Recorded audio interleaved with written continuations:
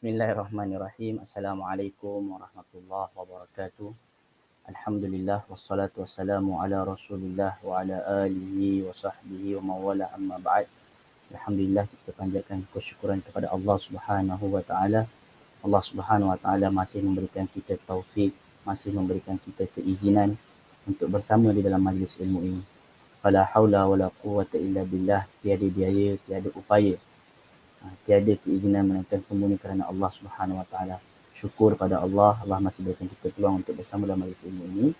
Kemudian yang keduanya, salawat serta salam kepada Nabi kita Muhammad sallallahu alaihi wasallam, Nabi besar kita, junjungan kita, yang mana apabila kita berselawat kepada baginda sallallahu alaihi wasallam satu kali, Allah Subhanahu Wa Taala mengangkat derajat kita. Allah Subhanahu Wa Taala menambahkan bagi kita. Allah Subhanahu Wa Taala menghapuskan dosa bagi kita 10 ganti lebih banyak. Ya, man shalla alaihi salatan wahidah, Rasulullah SAW bersabda, barang siapa bersalawat kepada aku satu kali, 10 rahmat Allah SWT berikan kepada kita. Dan apa yang menariknya, apabila sebuah ibadah itu Allah perintahkan, dan di masa yang sama Allah Subhanahu Wa Taala buat, innallaha wa malaikatahu yusalluna 'alan nabi. Allah bersalawat, malaikat bersalawat, ya ayyuhallazina amanu, wahai orang-orang yang beriman. Kemudian Allah memerintahkan orang beriman untuk bersalawat kepada baginda sallallahu alaihi wasallam. Itulah indahnya bersalawat, dan kita syukur pada Allah pada hari ini kita bersama akan memulakan pengajian kita berkenaan dengan hadis-hadis junjungan kita, berkenaan dengan keseharian kehidupan baginda sallallahu alaihi wasallam, yang mana ianya menunjukkan bagaimana Rasulullah SAW bermula daripada bangun tidur sampai tidur kembali. Bermula daripada awal baginda sallallahu alaihi wasallam bangun melaksanakan pagi hari sehinggalah ke waktu yang terakhir. Inilah yang kita katakan bahawasanya bila mana kita mengikuti apa yang Rasulullah SAW buat, ia akan memberikan kesan yang lebih berganda. Saya teringat dengan sebuah hadis yang disampaikan, yang diriwayatkan oleh isteri baginda sallallahu alaihi wasallam yang bernama Juwairiyah. Saya rasa sebahagian daripada kita mungkin pernah mendengar hadis ni, tetapi kita mengulang kembali. Juwairiyah, hadis Juwairiyah radhiyallahu anha, isteri baginda sallallahu alaihi wasallam, disebutkan dalam hadis apabila baginda sallallahu alaihi wasallam pada waktu pagi, Rasulullah SAW keluar daripada rumahnya, wahiyya jalisah, sedangkan isteri Rasulullah Juwairiyah masih baru saja selesai melaksanakan ketika itu solat subuh. Jadi Rasulullah Juwairiyah masih duduk di rumahnya, masih berada sedang beribadah. Kemudian bila mana baginda SAW keluar daripada rumahnya, bekerja dan sebagainya, kemudian summa raja'a ba'da an adha, pada waktu duha Rasulullah kembali lagi ke rumahnya Juwairiyah, dan Rasulullah menemukan Juwairiyah masih berada di mana? Masih berada di tempat duduknya daripada tadi. So bayangkan lamanya Juwairiyah radhiyallahu anha bermula daripada subuh sampai waktu duha. Rasulullah bertanya kepada Juwairiyah radhiyallahu anha, ma zilti 'ala al-hal allati faraqtuki 'alaih, wahai isteriku, adakah engkau masih berada di tempat di mana aku berpisah denganmu? Maksudnya adakah engkau tak pergi ke mana-mana? Juwairiyah mengatakan, na'am, betul, ya, aku masih berada kat tempat ini, aku masih berzikir, masih beribadah dan sebagainya. Lalu kata Rasulullah SAW, laqad qultu bi arba'i kalimat, sesungguhnya aku telah mengucapkan 4 kalimat, thalatha marrat, 3 kali, law wuzinat bima qulti law wazinat nahunna. Kalau seandainya ditimbang dengan apa yang diucapkan, apa yang kau buat, maka sesungguhnya pahalanya itu hampir sama. Apa kata Rasulullah SAW? Rasulullah membaca subhanallah wa bihamdi, adada khalqih, wa ridha nafsih, wa zinata arshih, wa midada kalimati. Bila mana kita baca ni 3 kali, subhanallah, pahalanya itu sama seperti apa yang diucapkan oleh Juwairiyah radhiyallahu anha bermula daripada subuh sampailah ke waktu duha. Apa yang kita boleh ambil pengajaran daripada hadis ini? Bahawasanya apabila kita mengucapkan, apabila kita berzikir, apabila kita berdoa dengan doa-doa yang disampaikan oleh Rasulullah, yang diajarkan oleh baginda SAW, ia memberikan kesan yang berganda, ia memberikan pahala yang berganda. Sebab tu saya teringat dengan kalam Syekhul Islam Ibn Taymiyah rahimahullah, apabila dia mengatakan aib, asyaddu aiban, sesuatu perkara yang sangat aib apabila man yattakhidha hizban laysa bimaksur, apabila seseorang itu dia mengambil zikir-zikir atau hizb atau doa-doa yang mana bukan daripada Rasulullah sallallahu alaihi wasallam, tetapi di masa yang sama dia meninggalkan zikir-zikir, doa-doa yang diajarkan oleh allati kana yaqulu 'alaiha yaquluha sayyidul bani Adam, yang mana Rasulullah SAW ajar. Jadi Syekhul Islam Ibn Taimiyah mengatakan perkara sesuatu yang sangat aib bagi kita, yang mana kita sibuk dengan petua-petua, sibuk dengan orang kata doa-doa, tetapi yang tidak diajarkan oleh baginda sallallahu alaihi wasallam. Di masa yang sama kita meninggalkan apa yang diajarkan oleh baginda sallallahu alaihi wasallam. Maksud dekat sini bukanlah bermaksud tak boleh doa, bukan. Tetapi maksud dekat sini adalah doa itu boleh, tetapi sekiranya doa, sebab bab doa, pintu tentang berdoa ni luas. Setiap orang boleh berdoa dengan lafaz apa sahaja. Nak dalam bahasa Melayu ke, bahasa Cina ke, bahasa India ke, semua boleh. Cumanya apabila kita berdoa dengan doa baginda SAW, ada yang berganda di sana, sebagaimana hadis Juwairiyah radhiyallahu anha. Jadi insya-Allah kita akan memulakan pengajian kita berkenaan dengan Hisnul Muslim. Hisn ni perisai, Muslim ni Muslim, Hisnul Muslim, perisai seorang Islam, seorang Muslim, sehingga apabila dalam keseharian kita ada perisai, kita ada keimanan, kita ada keyakinan. Sebab doa-doa Rasulullah yang mana kita akan belajar, yang kita akan melihat diriwayatkan oleh siapa, kemudian pengajaran yang ulama terangkan, apa yang kita boleh ambil daripada doa-doa ini, ia sebenarnya menanamkan keyakinan kita kepada baginda SAW. Sehingga bila kita selesai pengajian Hisnul Muslim ni, kita keluar menjadi seorang hamba, yang mana kalau seandainya COVID ni kita ada virus, ada vaksin dia. So vaksin bagi orang-orang Islam selain daripada ambil vaksin COVID ni adalah vaksin yang antaranya Hisnul Muslim. Perisai bagi kita. Dia bukan saja menciptakan antibody dalam tubuh, tetapi menciptakan keyakinan dalam hati kita. Sebab kalau idza salahal jasadu kullu, kalau hati kita ni tenang, hati kita beriman kepada Allah, hati kita rida. Contohnya ada doa yang diajarkan oleh Rasulullah SAW ketika dalam sedih. Bila kita baca doa tu, hati kita tenang. Bila mana seseorang terkena musibah, kita baca doa tu, hati kita tenang. Kalau hati kita tenang, tubuh badan kita akan tenang. Kalau hati kita sakit, seluruh tubuh badan kita pun fasadal kullu. Bila sakit, bila rosak, dia akan memberikan kesan kepada seluruh tubuh badan kita. Baik, tanpa berbicara lebih banyak, ingin saya terangkan sedikit berkenaan dengan Hisnul Muslim ini. Hisnul Muslim ini merupakan ringkasan doa-doa dan zikir daripada Al-Quran dan daripada Sunnah yang ditulis oleh seorang syekh yang bernama Syekh Sa'ad Al-Qahtani. Syekh Sa'ad Al-Qahtani rahimahullah. Jadi kitab ini sangat menarik untuk kita mengkajinya. Apatah lagi kitab ini diterjemahkan oleh Dr. Abdul Basit, salah satu senior kami yang di Universiti Islam Madinah, dan buku tersebut boleh kita dapatkan seperti mana yang ada kat link. Tapi di masa yang sama saya juga ada sharekan. Saya ambil sikit daripada buku, saya screenshot, saya sebarkan di dalam PDF ini. Semoga dengan perkongsian PDF ini sedikit sebanyak boleh membantu kita untuk memahami kitab Hisnul Muslim ini dengan lebih baik. Baik, saya sharekan skrin. PowerPoint presentation. Baik, apa yang menariknya apabila kita Hisnul Muslim ni, sebelum kita masuk dalam bab yang baru, bab berkenaan dengan baca bangun tidur, bab dan sebagainya, baginda bukan baginda sallallahu alaihi wasallam, saya minta maaf. Penulis mendatangkan dengan kelebihan berzikir terlebih dahulu. Sebab zikir, apa kelebihan berzikir? Sehingga bila kita faham kelebihannya, lalu ketika itu kita akan lebih semakin rajin, lebih semakin semangat untuk membaca Hisnul Muslim ni. Jadi kalau kita lihat kelebihan berzikir, Allah Subhanahu Wa Taala berfirman, "Fadhkuruni azkurkum washkuruli wala takfurun." Yang mana Allah Subhanahu Wa Taala, A'udzubillahi minasyaitanir rajim, bismillahirrahmanirrahim.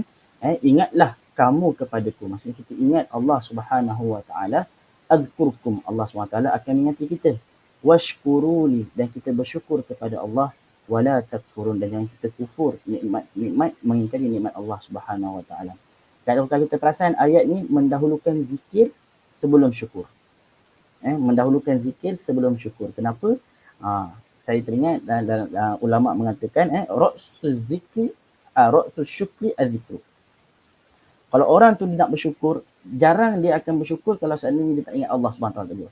Tetapi kalau orang ni misal kata dia ni dah bersyukur, dia dah sentiasa mengingati Allah, dia berzikir kepada Allah, dia ingat pada Allah, maka ketika tu dia akan bersyukur. Baik dalam keadaan dia dapat nikmat ataupun mungkin dia dalam keadaan dia dapat musibah. Sebab tu bila kita dapat nikmat, apa yang kita baca? Kita baca alhamdulillah bi ni'matihi tatimmus salihat. Itu kalau kita dapat nikmat. Kalau kita dapat musibah, kita baca alhamdulillahi ala kulli hal. Dan begitu indahnya, bahkan dalam Al-Quran, bila kita buka muka surat pertama, Allah Subhanahu Wa Taala memulakan dengan alhamdulillahi rabbil alamin. Segala puji bagi Allah Subhanahu Wa Taala. Nak sampai ke tahap syukur tu, mustahil kalau seandainya kita tidak berzikir terlebih dahulu, kita ingat Allah Subhanahu Wa Taala dulu. Sebab tu orang kalau kena timpa musibah, dan hatinya tu sentiasa dah berzikir pada Allah. Bila dia kena musibah, innamas sabru 'inda as-sadamatil ula, bagaimana disebutkan oleh Nabi SAW, sabar tu ketika mana berlaku orang kata pelanggaran, maksudnya aksiden yang pertama atau berlaku ketika tamparan yang pertama, bila dia ingat Allah, dia dah terbiasa ingat Allah, begitu dia kena musibah, dia akan ingat Allah Subhanahu Wa Taala, dan di dalam hatinya tu dia ada kesabaran. Itu bila dapat musibah. Dan di masa yang sama dia redha. Itu bila dia musibah. Bila dia dapat nikmat, dia akan ingat, dia kata hadza min fadli rabbi liyabluwani ashkur am akfur. Begitulah bagaimana Nabi Sulaiman alaihissalam ketika mana beliau berkata, ketika diberikan dengan kerajaan yang besar, dengan pemerintahan yang boleh memerintah jin dan haiwan, tetapi Nabi Sulaiman berkata, hadza min fadli rabbi, ini merupakan nikmat Allah Subhanahu Wa Taala yang diberikan kepadaku. Sebab baginda selalu mengingati Allah, maka liyabluwani ashkur, untuk aku bersyukur kepada Allah ataupun apa yang tidak. Dan dalam tafsir ini, Imam Baghawi rahimahullah, dalam tafsir Baghawi, yang rahimahullah mengatakan, ingatlah Allah ketika dalam nikmat dan senang, maka Allah SWT akan mengingati kita ketika susah dan dalam ujian. Dan ulama juga mengatakan, di dalam kitab ni, saya mengakalkan semua penerangan-penerangan ini daripada sebuah kitab syarah kepada Sahih Muslim, syarah Ithaful Muslim. Jadi dia mengatakan, ulama mengatakan sebaik-baik zikir adalah hati dan lisan ni bersama. Maksudnya bila kita zikir ni bukan hanya daripada lidah, tapi zikir kita ni juga daripada hati juga. Jadi lidah dan hati ni bersama. Afwan Ustaz, boleh zoomkan sedikit skrin? Saya pakai komputer ni.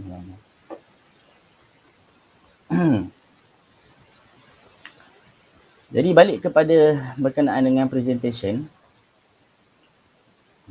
saya minta maaf agak ni kali kedua saya pakai StreamYard ni. Jadi balik kepada ni, sebaik-baik zikir hati dan lisan bersama. Kadang-kadang bila mana saya teringat juga Dr. Farid Al-Ansari apabila beliau mengatakan, bila kita mengucap a'udzubillahi minasyaitanirrajim, aku berlindung kepada Allah, sebaik-baik isti'adzah yang berarti isti'adzah yang bermakna apabila ia wujud di dalam hati sebelum disebutkan daripada lisan. Ketika mana kita mengatakan a'udzubillah, aku berlindung kepada Allah. Bila kita berlindung kepada Allah, maksudnya kita serahkan jiwa kita kepada Allah Subhanahu Wa Taala. Sebab tu sunnah untuk baca isti'adzah sebelum membaca Al-Quran. Al-Quran adalah sebuah kitab yang mana kitab tersebut merupakan saya di sini. Al-Quran merupakan sebuah kitab yang mana kitab itu tersebut merupakan banyak ilmunya, kitab sebaik-baik buku yang bermanfaat. Bila kita baca Al-Quran, semestinya syaitan itu dia akan berusaha untuk menyesatkan kita, menyebabkan kita tidak dapat memahami tadabbur Al-Quran dengan sebaiknya. Sebab tu sunnah fa'idha qara'tal Qur'ana fasta'idz billah, maka kita beristi'adzah. So untuk beristi'adzah tu bukan sekadar lafaz di lisan saja a'udzubillahi minasyaitanir rajim, tapi sebaik-baiknya adalah apabila dengan hati, wujud di dalam hati. Aku serahkan jiwaku ya Allah, aku serahkan diriku ya Allah, aku berlindung kepadamu ya Allah daripada syaitan yang berjam.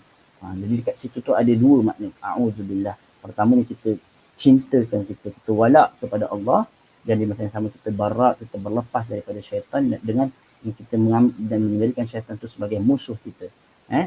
Sebab syaitan ini fattakhidhuhu aduwa, Allah menjadikan kita untuk menjadikan sebagai musuh. Jadi itulah kelebihan berzikir. Apabila sebaik zikir ini hati dan lisan dilakukan secara bersama. Kemudian kelebihan berzikir yang kedua, apabila Allah Subhanahu Wa Taala berfirman, ya ayyuhallazina amanu dzkurullaha dzikran katsira, wahai orang-orang yang beriman, ingatlah, sebutlah nama Allah dengan ingatan dan sebutan yang sebanyak-banyaknya. Sebanyak-banyaknya ketika baring, ketika tidur, ketika ada ulama tafsir menyebutkan ketika di laut, ketika di darat, ketika susah, ketika senang, sekurang-kurang paling sedikit pun adalah zikir pagi dan petang. Zikir pagi dan petang kira paling sikit lah. Kalau dalam bahasa Arab ni disebut sebagai azkarus sabah wa azkarul masa. Azkarus sabah wa azkarul masa. Itu paling kurang. Jadi kalau seandainya kita banyak berzikir, inilah antara ciri-ciri orang yang beriman. Orang yang beriman adalah orang yang paling banyak berzikir kepada Allah Subhanahu wa taala. Lalu poin yang ketiga, Allah Subhanahu wa taala juga berfirman, "Wadz-dzakirina Allaha katsiran wadz-dzakirat." "Wadz-dzakirina Allaha katsiran wadz-dzakirat. A'adda Allahu lahum maghfiratan wa ajran 'azima." Kelebihan yang ketiga. Tadi kita dah sebut kelebihan yang pertama, orang yang banyak berzikir ni dia akan lebih mudah untuk syukur. Apabila dia syukur, la in syakartum la azidannakum. Itu kelebihan yang pertama.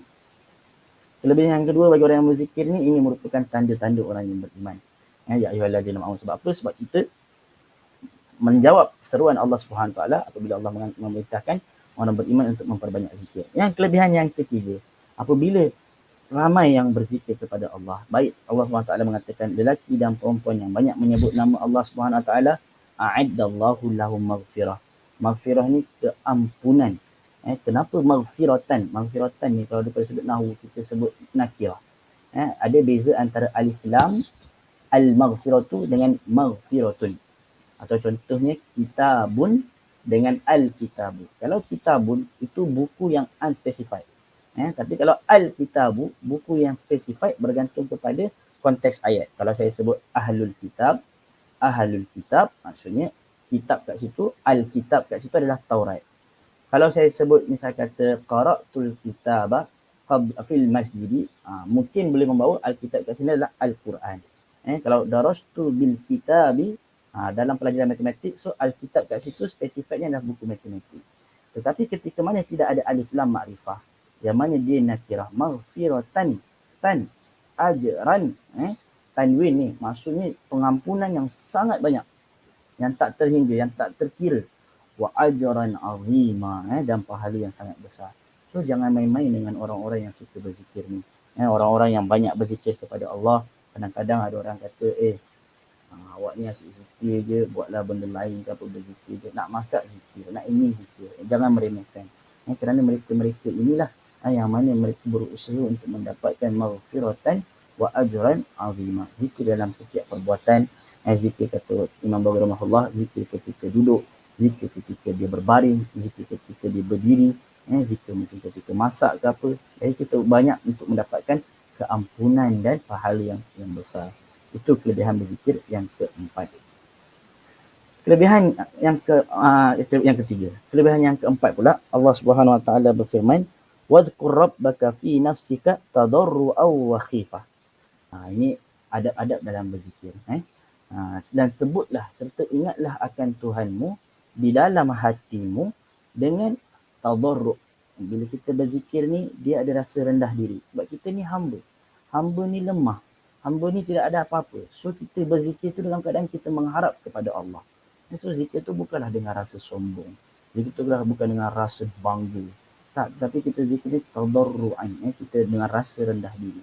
Wa khifah, dengan rasa takut. Inilah ibadah yang terbaik. Ibadah yang baik itu apabila dia ada dua sayap, ada khauf dan raja. Ada rasa takut dan ada rasa berharap. Ada orang ni dia beribadah kepada Allah dengan rasa takut sahaja, sehingga hilang rasa harap tu. Ada yang kata begini, saya teringat sangat pernah berlaku ketika mana saya belajar di Madinah. Ada seorang pakcik ni, saya cakap kat dia, pakcik tu tak pergi ke Masjid Nabawi. Pakcik tu datang jauh ke Madinah daripada Malaysia. Kemudian saya kata, pakcik tak pergi masjid ke? Pakcik kata, pakcik rasa pakcik tak layak lah masuk ke Masjid Nabawi ni. Pakcik banyak dosa. Pakcik rasa macam tak mampu, macam banyak lagi ni. Sebab tu pakcik solat, pakcik dekat sini je, dekat hotel dia. Mungkin pakcik tu dia merasa takut dengan dosa-dosanya. Berlebihan pada, kita faham, dia takut dengan dosa-dosanya, dia rasa tak layak. Tetapi dia lupa bahawasanya ada sayap yang kedua, iaitu rasa mengharap. Berharap kepada Allah, pengharapan kepada Allah Subhanahu wa taala. Dia mungkin sepatutnya diingat bahawasanya sesungguhnya Allah ni lah yang Maha Pengampun. Allah lah yang Maha Penyayang. Kenapa perlu malu untuk masuk ke Masjid Nabawi walau kita sudah beratus, orang kata ribuan kilometer daripada Malaysia terbang ke Madinah. Tiba-tiba kat Madinah, pakcik tu tak nak masuk Masjid Nabawi kerana rasa takut, kerana rasa malu dengan Allah SWT. Itu sayap yang pertama, iaitu al-khawf. Ar-raja, pengharap. Ada pula orang yang kedua ni, yang dia ni berharap saja tapi dia tak ada rasa takut. Dia kata, tak apalah, Allah SWT ni Maha Pengampun, Allah SWT ni Maha Pengasih, Maha Penyayang. So kalau kita buat dosa sekalipun, apa salahnya, nanti Allah ampunkan balik. Dan ini pun pernah berlaku juga. Saya pernah berjumpa dengan orang yang mana ketika mana saya tanya dengan dia, kenapa tak solat? Tak apa, kan Allah Maha Pengampun, Allah Maha Penyayang. Ini kita katakan dia terbang dalam beribadah tu, dia beribadah dengan rasa pengharapan sahaja. Tetapi dia lupa rasa takut. Jadi rasa takut dengan rasa mengharap ini perlu berjalan bersama. Dan ini disebutkan di dalam Al-Quran ini, wazkur rabbaka fi nafsika tadarru'an wa khifah. Dengan rasa merendahkan diri, tapi dengan merasa perasaan takut. Wa dunal jahri minal qaul. Dan sunnahnya apabila kita berzikir ni, kita tidak berzikir dengan suara yang sangat tinggi, sehingga mengganggu orang-orang yang di sebelahnya. Baginda SAW pernah menegur yang mana lafaznya kama qal kullukum yunadi rabbakum, setiap daripada kalian ni beribadah kepada Tuhan. Jadi itulah sunnahnya, zikir ni dengan kadarnya sehingga tidak mengganggu orang di sekeliling kita. Sebab ada orang di sekeliling kita, mungkin ada yang baca Quran, mungkin ada yang sedang solat, mungkin kalau kita masuk dalam masjid, mungkin ada yang sedang mengulang kaji. So apabila seseorang ni dia berzikir sehingga mengganggu orang-orang yang lain, ketika itu dia telah pun mukhalafah atau berbeza dengan sunnah baginda sallallahu alaihi wasallam. Wala takun minal ghafilin, dan janganlah kalian menjadi orang-orang yang lalai. Di sini menunjukkan bahawasanya orang yang tidak berzikir atau jarang berzikir termasuk di kalangan orang-orang yang lalai. Sebab itulah kita perlu berhati-hati. Sebab hati yang lalai ini mudah dihinggap syaitan, mudah diganggu syaitan. So banyakkan kita berzikir, dan bila mana apa maksud surah Ar-Ra'd ayat 8, inilah bila mana orang tu dia selalu berzikir, selalu ingat Allah. Berzikir ni dia tak semestinya dalam lisan. Nanti kita akan ceritakan lagi pembahagian zikir yang dibagikan oleh para ulama. Tetapi apa yang kita nak, apabila kita dah berzikir ni, hati kita akan tenang, dan itulah yang dimaksudkan dalam Al-Quran surah Ar-Ra'd, allazina amanu wa tatma'innu qulubuhum. Orang-orang yang beriman ni hati mereka tenang. Kenapa hati mereka tenang? Ala bi zikrillahi tatma'innul qulub. Dengan mereka berzikir kepada Allah, mereka ingat Allah. Dalam musibah ingat Allah. Yang dapat nikmat ingat Allah. Dalam segala apa saja ingat Allah Subhanahu Wa Taala. Jadi nak sampai tahap hati tenang tu, ulama tafsir menyebutkan fa innaha la tatma'innul qulub illa bil yaqin wal ilm. Tak mungkin hati kita tenang melainkan dengan ilmu, melainkan dengan keyakinan. Macam mana nak sampai tahap ada ilmu? Macam mana kita nak sampai tahap keyakinan? Sebab itulah kita buat kelas Islam Muslim ni.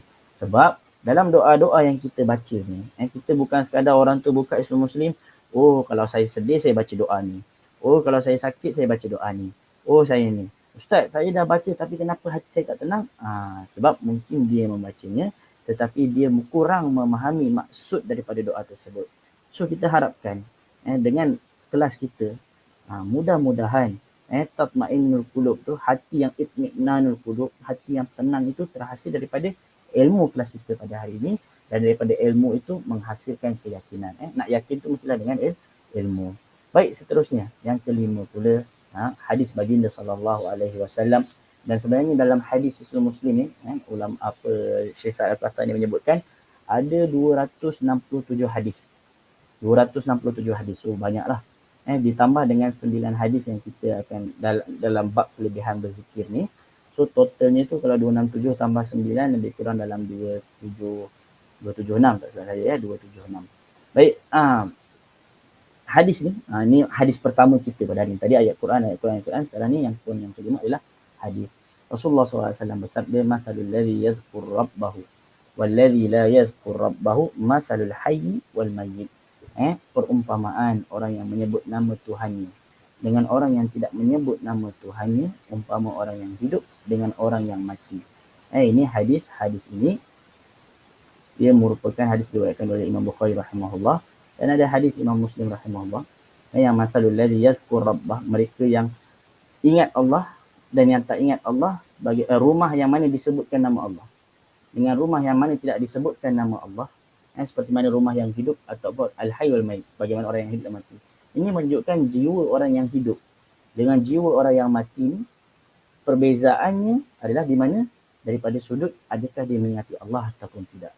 Sebab tu kadang-kadang kita nampak ada sebuah negara yang maju, teknologi yang sangat hebat, ikut punctual time memang sangat bagus, kemudian sebagainya, tetapi hati mereka kosong. Dan kita takut kita berlaku seperti mereka. Dan kenapa hati mereka kosong? Kerana ada hati tu dia berkenaan dengan keyakinan. Mereka tidak ada keimanan kepada Allah. Sangatlah rugi. Itulah Allah mengatakan umpama orang yang hidup dengan orang yang mati.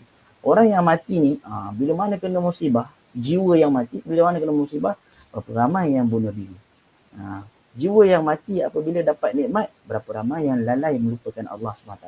Tetapi orang yang hidup, jiwa yang hidup, dia sentiasa mengingati Allah, sentiasa bergerak menuju Allah Subhanahu Wa Taala. Fatirhu ila Allah. Kembalilah kita kepada Allah Subhanahu Wa Taala. Baik, zikir. Ini pembahagian zikir yang kita nak bercerita. Zikir ni terbahagi kepada 3. Zikir dengan lisan, zikir dengan hati, zikir dengan tubuh badan. Apa maksud zikir dengan lisan? Seperti mana kita tahu, tasbih, tahmid, subhanallah, ahabbul kalimat ila Allah 4 kalimat yang mana Allah sangat cintai. Subhanallah, alhamdulillah, la ilaha illallah. Itu zikir dengan lisan. Zikir dengan hati ni kita ingat Allah dengan hati kita, dalam tawakal kita, dalam merojak kita, pengharapan kita, dalam khauf, dalam takut kita. Kita ingat Allah Subhanahu Wa Taala. Sebab zikir ni adalah mengingati Allah. Zikir ni sebut Allah, ingat Allah.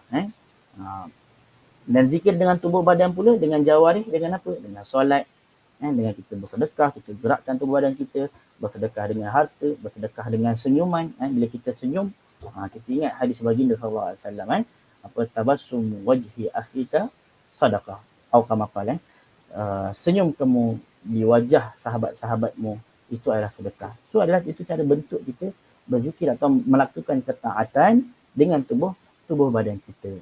So orang yang berzikir dengan tubuh badan, maksudnya orang yang sentiasa mengingat Allah dengan tubuh badan, dengan buat baik dengan ni, bukankah dia seperti al-hayy, orang yang hidup? Berapa ramai orang yang wujuduhu ka'adami. Berapa ramai orang yang dia ada ke, dia tak ada ke, macam tak ada function. Contoh, ada satu perkumpulan, ada satu kelas, ada si fulan ni, dia ada ke, dia tak ada ke, kelas ni tak perlu dia pun tak apa.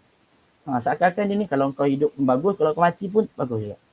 Kita kecilkan skop tu. Contohnya ahli keluarga kita dengan adik-beradik kita. Adakah kita ada ke keluarga tu tak berfungsi, atau dengan adanya kita tu, keluarga happy dengan kehadiran kita, keluarga suka dengan kita sebab kita ringan tulang, keluarga suka dengan kita sebab kita ajak mereka untuk bertadarus, keluarga suka dengan kita sebab kita berdakwah pada mereka. Inilah kita katakan mengingati Allah, melaksanakan ketaatan dengan tubuh badan, sehingga seseorang tu dia bukan seperti orang yang mati, orang yang tak ada berguna. Kau hidup ke, kau mati ke, tak ada kegunaan. Waliyazubillah, kita harap begitu. Kemudian kelebihan yang keenam ni, saya teringat hadis ni pertama kali saya dengar masa tu saya belajar di Madinah. Saya belajar dekat Madinah. Rasulullah SAW bersabda, ala unabbi'ukum bi khairi a'malikum. Wahai sahabatku, ala unabbi'ukum, mau tak kalian aku kabarkan kepada kalian. Rasulullah maklumkan kepada sahabat-sahabatnya, nak tak aku maklumkan kepada kalian bi khairi a'malikum, sebaik-baik amalan. Kelebihan yang pertama. Wa azkaha inda malikikum, dan ia mampu membersihkan kamu, membersihkan jiwa kamu, membersihkan dosa-dosa kamu di sisi Allah Subhanahu Wa Taala. Bahkan ulama mengatakan lebih suci daripada zakat. Zakat bukan maksudnya zakat tu tak wajib, tak, zakat tak wajib, merupakan salah satu rukun Islam, tapi sebagaimana zakat as-sadaqatu tutahhir, innamas as-sadaqatu tudfi'uz dzunub. Sedekah ini menghapuskan dosa bagaimana air menghapuskan api. Jadi kita nak tunjukkan bahawa sini apabila dia sedekah itu membersihkan jiwa, sedekah itu membersihkan dosa, tapi di masa yang sama ada yang lebih besar lagi pahala daripada bersedekah tersebut. Qad aflaha man tazakka. Orang-orang yang zakat ni pun memang beruntung. Tetapi kata dalam hadis ni, wa azkaha inda malikikum, lebih mulia, lebih bersih, lebih suci, lebih mensucikan daripada di sisi Allah SWT. Wa arfa'iha fi darajatikum. Kelebihan yang ketiga, amalan ni dia lebih tinggi, paling tinggi di sisi Allah Subhanahu Wa Taala. Wa khairul lakum min infaqi dhahabi wal waraq. Dan amalan ini lebih baik daripada kalian bersedekah dengan emas dengan perak. Wa khairul lakum min an talqaw aduwakum fatadribu anaqahum wa yadribu anaqakum. Amalan ini lebih baik daripada kalian berperang, menebas musuh tubuh bertemu dengan musuh kalian, kemudian kalian menebas musuh lainnya. Maksudnya apabila dalam peperangan bertemu dengan orang-orang musyrik, ketika mana mungkin orang jahiliyah, dalam jihad fisabilillah, maksudnya amalan ini lebih besar daripada berperang fisabilillah. Qalu bala, sahabat bertanya. Jadi seorang sekali lagi, amalan yang kita nak sebutkan ni, dia sangat mulia, sebaik-baik amalan. Paling suci amalannya, paling tinggi derajatnya, lebih baik daripada sedekah emas dan perak, lebih baik daripada kalian berperang fi sabilillah. Qalu bala, Rasulullah menjawab, amalan tersebut adalah zikrullah ta'ala, berzikir kepada Allah Subhanahu wa ta'ala. So berzikir ini bukan sesuatu yang laisa bi amrin hayyin. It's not a small matter. Kalau dalam bahasa Inggeris ni lah. Bukan perkara yang kecil, tetapi di sisi Allah ia merupakan amalan yang besar, amalan yang mulia derajatnya, amalan yang tinggi derajatnya. So sangat sayang-sayang kita berlalu 24 jam hidup kita sehari tetapi kita tak berzikir. Sebab tu tadi saya sebutkan di awal, paling sikit zikir pagi dan petang.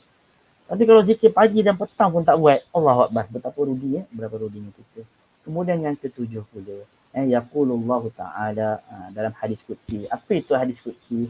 Hadis qudsi ni ada beza antara hadis qudsi dengan Al-Quran. Kalau Al-Quran ianya disampaikan melalui malaikat Jibril. Hadis qudsi pula ia disampaikan oleh melalui ilham kepada baginda sallallahu alaihi wasallam ataupun melalui mimpi baginda sallallahu alaihi wasallam. Kemudian ibrah atau kalimat tu, sebutan tu, hadis ini daripada baginda sallallahu alaihi wasallam. Allah Subhanahu wa taala berfirman. Dan bezanya juga antara hadis qudsi dengan Al-Quran, contoh kalau solat, walaupun dua-duanya perkataan Allah, firman Allah Subhanahu wa taala. Kalau dalam solat kita kena baca Al-Quran lah. Tak bolehlah nak baca hadis qudsi pula, tak sah lah walaupun hadis qudsi tu firman Allah Subhanahu wa taala. Dan yang ketiganya, Al-Quran yuta'abbadu bi tilawati. Al-Quran ni bila kita baca setiap huruf berganda pahalanya. Kalau seandainya hadis qudsi pun ada pahalanya tapi tak sama, tak semana dengan membaca Al-Quran. Yaqulullahu ta'ala, ana inda dhanni abdi bi wa ana ma'ahu idza dzakarani. Aku, Allah SWT berfirman dalam hadis qudsi, aku mengikut sangkaan hamba-Ku kepadaku. Aku bersamanya apabila dia mengingatiku. Fa in zakarani fi nafsi. Jika kita ingat Allah dalam hati kita, dalam lisannya, dalam hati kita je, zakartuhu fi nafsi, maka Allah akan mengingati kita. Wa in zakarani fi mala'in, kalau kita berzikir, kita ingatkan Allah, kita ingat bersama kita ada satu circle, kita ada satu jemaah, kita mengingatkan mereka kepada Allah sebagaimana disebutkan oleh Abdullah bin Rawaha. Kita ingat Abdullah bin Rawaha ni sentiasa berkata, ta'al bina nu'minu billahi sa'ah. Mari sekejap kita duduk. Kalau dalam bahasa mudahnya, bahasa Melayu kita sekarang ni, jom kita lepak sekejap. Lepak kat mana? Contoh kat kedai mamak. Untuk apa? Untuk kita mengingati Allah Subhanahu wa taala. Itu yang dilakukan oleh Abdullah bin Rawaha. Ta'al bina nu'minu billahi sa'ah. Mari duduk sini sekejap, kita ingat Allah Subhanahu wa taala. So bila fi mala'in, apabila kita menyebut nama Allah dalam kumpulan, maksudnya dalam sahabat-sahabat kita, dalam sahabat kita, zakartu fi mala'in khair minhum. Kita ada kawan-kawan, Allah SWT akan menyebutkan nama kita di hadapan para malaikat. Wa in taqarraba ilayya shibran. Kalau seandainya engkau mendekatiku sejengkal, taqarrabtu ilayhi zira'an, maka aku akan mendekatimu sehasta. Wa in taqarraba ilayya zira'an, dan kalau engkau mendekatiku sehasta, taqarrabtu ilayhi ba'an, aku akan mendekati engkau sedepa. Imam Nawawi rahimahullah dalam syarah Sahih Muslim, hadis ini diriwayatkan oleh Imam Muslim rahimahullah dan Imam Bukhari rahimahullah. Dan perlu saya maklumkan, hadis-hadis yang dalam Hisnul Muslim ni adalah hadis yang sahih. Hadis yang Hisnul Muslim adalah hadis yang sahih. Dan berkenaan dengan periwayatannya ni boleh tengok dekat, ada PDF, boleh cari dekat laptop, dekat Google, PDF Hisnul Muslim. Hisnul Muslim bahasa Melayu. Sama seperti apa yang saya sharekan dekat sini, Hisnul Muslim bahasa Melayu, boleh diguna pakai. Jadi riwayat hadis ni, kelas kita bukan kelas periwayatan hadis, tapi saya cuma maklumkan segala hadis yang dekat sini adalah hadis yang sahih. Baik, balik kembali kepada hadis ni. Imam Nawawi rahimahullah, begitu juga Syekh Ibn Utsaimin rahimahullah mengatakan, apa maksud aku mendekati, bila engkau mendekatiku sejengkal, aku akan mendekatimu sehasta. Sehasta dengan sedepa. Maksudnya adalah apabila kita taqarraba ilayya bi ta'ati, kalau kita mendekati kepada Allah dengan taat. Maksudnya kalau kita buat taat tahap ni, rahmat Allah berikan kita lebih daripada ketaatan kita. Contoh, kita taat pada Allah 10. So rahmat tu lebih lagi daripada ini. Maksudnya kalau 10 lah, tak payah 10 lah, jangan sebagaimana dalam hadis ni lah. Kalau sejengkal ketaatan kita, sehasta rahmat Allah berikan. Sehasta ketaatan kita, sedepa ke rahmat Allah SWT. Wa in atani yamshi, kalau kita datang kepada Allah dalam keadaan berjalan, maksudnya taat kita ni taat yang biasa-biasa saja, tak lari, ataituhu harwalah, maka Allah SWT akan datang, maksudnya rahmat Allah SWT akan hadir lebih banyak lagi, lebih cepat lagi. Baik, itu berkenaan dengan hadis qudsi ini, yang mana Imam Nawawi mensimpulkan bahawasanya hadis ini menunjukkan ganjarannya atau pahala yang Allah berikan lebih berganda daripada amalan yang dilakukan. Dan yang selalu biasa kita dengar, ana inda dhanni abdi. Allah SWT mengatakan, kata, aku mengikut sangkaan hamba-ku. So adalah orang ni, dia boleh twist ayat ni, dia kata, kalau aku mengikut sangkaan hamba-ku, tak apalah, so aku sangkalah Allah ni baik, Allah akan ampunkan kalau aku buat dosa. Maksudnya, tak apalah aku buat dosa, sebab aku sangka Allah akan ampunkan. So dia salah faham daripada maksud daripada ni. Maksudnya, tak apalah kita tinggalkan solat. Allah, kita dah sangka baik dengan Allah. Takkanlah Allah ni tak ampunkan dosa kita. Waliyazubillah. Tapi maksud dekat sini adalah sangka baik. Apabila kita berdoa, kita sangka baik, kita husnuzan, bahawasanya Allah akan jawab doa kita. Disebutkan dalam hadis, ud'ullah wa antum muqinun bil ijabah. Doa pada Allah dalam keadaan kita berharap Allah SWT yakin, husnuzan, bersangka baik, Allah akan muqinun bil ijabah, yakin Allah SWT akan menjawabnya. Dan apabila kita bertaubat, kita sangka baik bahawasanya Allah akan terima amalan kita. Dan apabila kita beristighfar, kita sangka baik bahawasanya Allah akan mengampunkan dosa kita. Jadi ini yang sepatutnya kita tanam dalam hati kita. Allah ni maha pengampun, Allah ni maha pengasih. Tetapi orang kata Islam ni mudah, tapi jangan dipermudah. Maksudnya permudah tu, Islam ni jangan dipermainkan. Sehingga kata tak apa, buatlah dosa, nanti Allah ampunkan. Yang penting awak sangka baik pada Allah. Tak begitu, bukan begitu caranya. Nabi Isa AS berpesan, wahai sahabat-sahabatku, bercakaplah dengan Allah. Maksudnya banyakkan berzikir kepada Allah, lebih banyak daripada dengan banyak, dan kurangkan bercakap dengan manusia. So daripada kita banyak berbicara pada manusia, banyakkan kita berbicara pada Allah, dan kita berzikir kepada Allah, kita mengingati Allah, kita membaca kalamullah. Kalamullah itu perkataan Allah, iaitu Al-Quran. Baik, yang ke-8 tu, kelebihan berzikir. Penulis iaitu Syekh Sa'ad Qahtani membawakan hadis dari Abdullah bin Busr radhiyallahu an, bahawa seorang lelaki berkata, ya Rasulullah, inna syara'i al-Islam qad kathrat. Wahai Rasulullah, syariat Islam ni dah banyak sangat. Tolong ajarkan aku satu petua yang aku boleh berpegang dengannya. Kan syariat tu ada solat, ada zakat, ada puasa, ada macam-macam, ada haji dan sebagainya. So untuk kita pegang semua ni, macam mana nak solat kita ni bagus, zakat kita bagus ni semua ni, maksudnya tolong bagikan aku satu yang mana aku boleh pegang betul-betul, sebab takut yang lain tu tak terlalu, sebab banyak sangat hukum fiqh, baca buku-buku fiqh, ada fiqh 4 mazhab ni semua. Kadang-kadang bagi orang awam, ustaz banyak sangatlah ustaz syariat Islam ni. Tolong ajarkan saya satu perkara ustaz. Maka kita katakan, ingatlah hadis baginda SAW, la yazalu lisanuka ratban min dzikrillah. Sentiasalah usahakanlah basahkan lidah kita ni dengan menyebut nama Allah SWT. Bila sebut basah, dalam arti kata lidah ni tak boleh berhenti. Asal nak kering je, kita zikir pada Allah. Asal nak kering je, kita zikir kepada Allah Subhanahu Wa Taala. Bagaimana tanah? Tanah tu kalau tak diserami air, dia kering kontang. Begitu juga dengan hati. Sama juga hati yang bersih. Apabila dia buat dosa kecil, dia akan terasa. Saya teringat dengan perumpamaan yang sangat menarik. Apabila disebutkan begini. Batu kecil, apabila batu yang kecil, kalau dipijak dengan tapak kaki yang keras, semestinya tak terasa. Tapak kaki yang keras, kalau pijak batu kecil tak terasa. Tapak kaki yang lembut, pijak batu kecil terasa. Dosa, hati yang keras, buat dosa kecil, tak terasa. Hati yang keras, ada seorang anak ni kadang-kadang, kita kadang-kadang pelik. Kenapa dia boleh sanggup komen sampai, contoh dalam Facebook, komen sampai, memalukan negara, memalukan agama, memalukan bangsa. Kenapa ada seorang anak yang berani mengangkat suara di depan orang tuanya?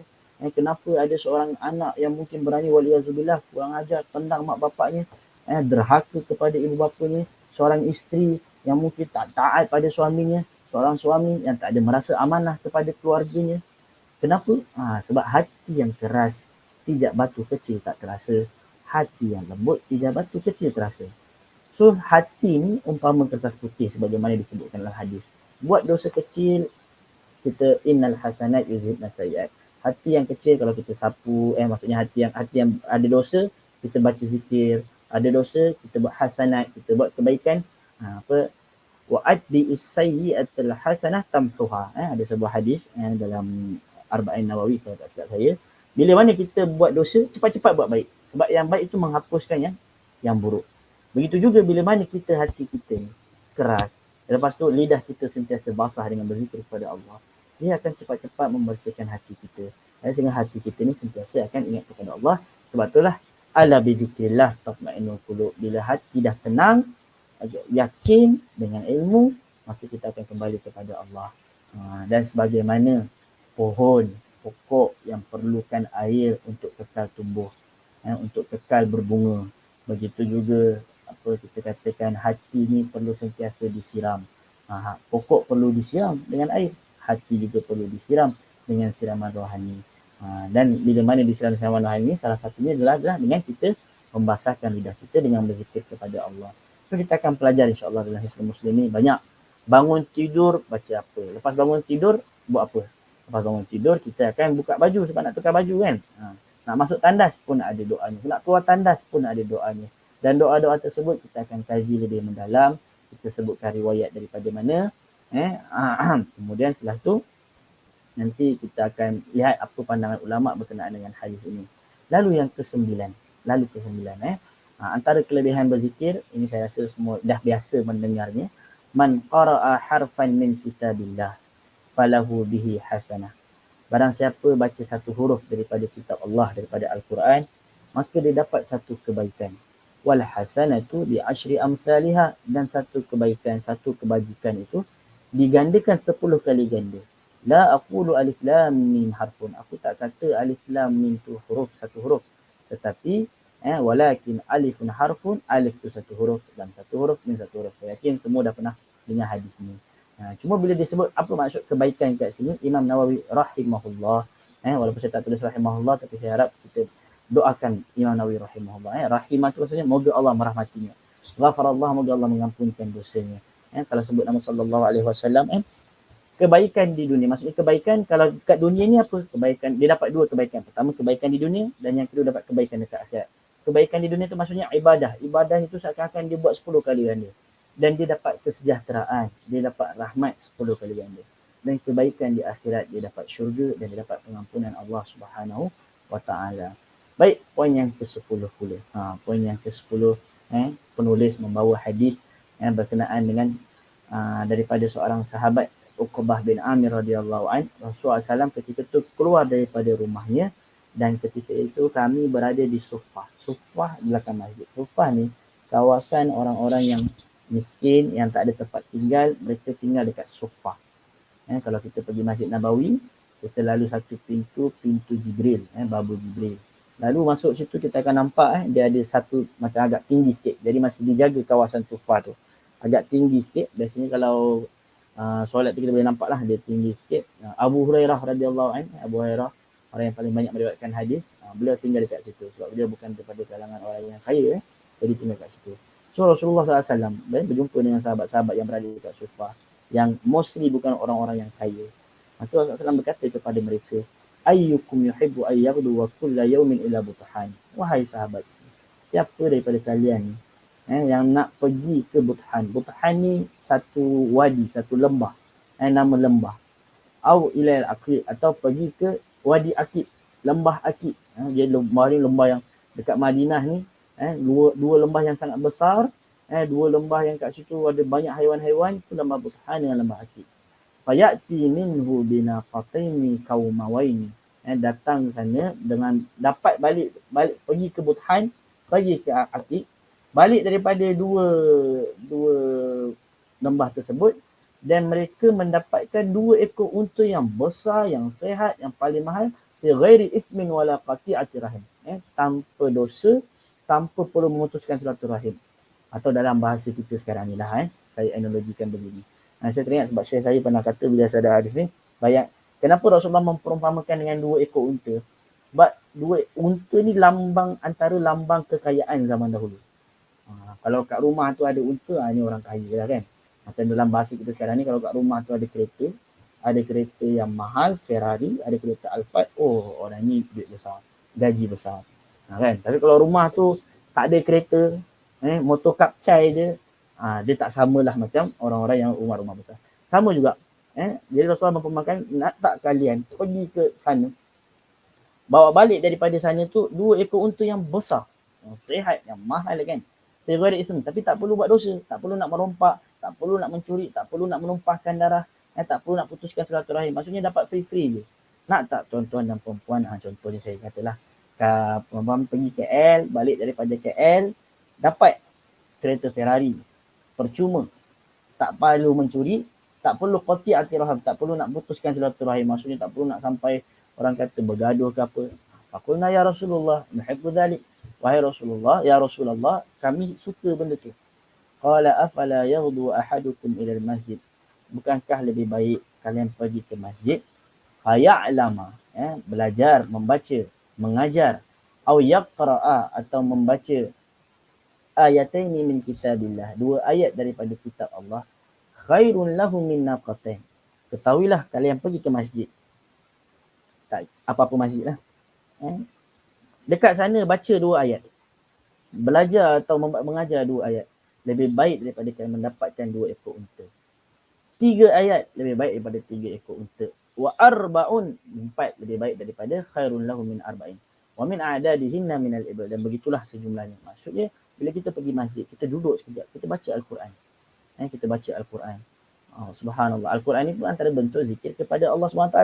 Dan Al-Quran pun dikenal sebagai zikir. Inna nahnu nazzalna dzikra wa inna lahu lahafizun. So bila kita baca Al-Quran, sebab tu sangat disayang-sayangkan. Rugi kita. Setiap hari berlalu 24 jam. Kurang-kurang bacalah 1 muka surat. Tak dapat 1 muka surat, separuh muka surat pun jadi. 1 muka surat, 1 baris pun tak sempat nak baca.